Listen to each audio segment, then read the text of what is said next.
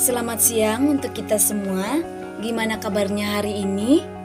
Semoga kita dalam keadaan sehat dan tetap semangat untuk menjalani aktivitas kita di siang hari ini. Kali ini saya akan bercerita ataupun menjelaskan sedikit mengenai penyuntingan naskah.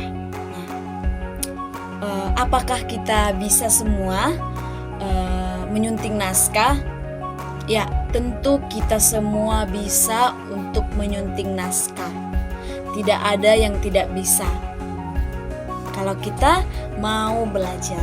Oke, saya langsung saja menjelaskan satu persatu apa sih syarat-syarat menjadi seorang penyunting. Oke, yang pertama, menjadi seorang penyunting itu kita harus memahami ejaan tanda baca. Apa saja ejaan tanda baca itu? Seperti tanda koma, titik, tanda tanya, dan tanda seru.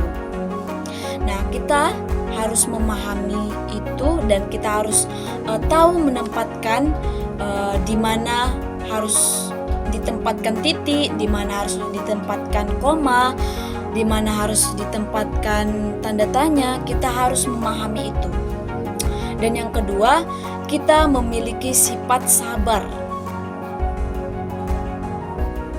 Kita harus memiliki sifat ataupun sikap sabar dan teliti dalam seorang penyunting. Menjadi seorang penyunting. Kenapa? Di dalam penyuntingan naskah ini adalah sebuah pekerjaan yang begitu rumit. Dikatakan rumit sih, semua pekerjaan itu rumit gitu. Jadi kita di dalam penyuntingan ini kita harus benar-benar memiliki ketelitian, karena yang kita periksa itu kata, kalimat, tanda baca, jadi perlu ketelitian. Nah, kenapa kita butuh kesabaran dalam seorang penyunting?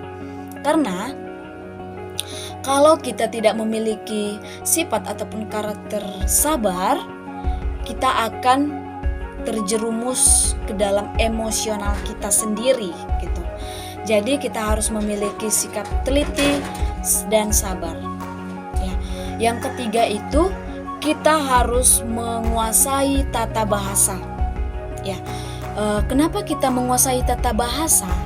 Karena di dalam penyuntingan bahasa kita harus tahu mana kalimat yang baik digunakan dan mana kalimat yang tidak baik.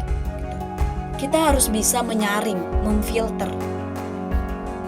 Dan yang keempat itu kita memiliki sifat keluasan.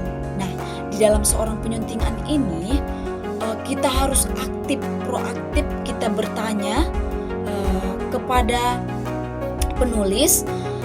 Kenapa? Karena kita tidak boleh memiliki sifat yang kaku, tetapi kita harus memiliki sifat yang luas. Gitu. Kita harus bertanya, kita harus aktif yang bertanya kepada penulis tersebut. Gitu. Yang kelima, kita harus memiliki penguasaan terhadap satu bidang. Contohnya seperti apa? Kita memahami ilmu sastra, contohnya kita memahami ilmu bahasa, kita memahami ilmu biologi, kita memahami ilmu matematika. Itu kita harus memiliki salah satu saja menjadi seorang penyunting itu. Dan yang kelima, kita harus memahami atau menguasai bahasa asing. Kenapa? Karena di dalam seorang penyunting naskah kita akan mendapatkan bahasa-bahasa asing seperti bahasa Inggris, bahasa Jerman, bahasa Prancis. Kita akan menemukan itu, sehingga kita wajib memiliki atau menguasai bahasa-bahasa asing tersebut. Dan yang terakhir, kita harus memahami kode etik dalam penyuntingan naskah.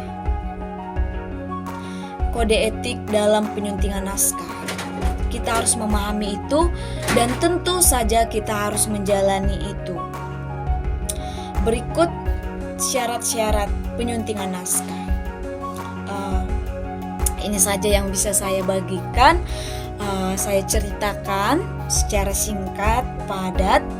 Semoga teman-teman yang berada di rumah, yang berada di perjalanan atau sedang bekerja, semoga dapat bermanfaat kepada teman-teman semua. Inilah penyampaian saya yang bisa saya sampaikan di siang hari ini. Semoga bermanfaat untuk kita semua. Selamat siang dan salam sejahtera buat kita semua.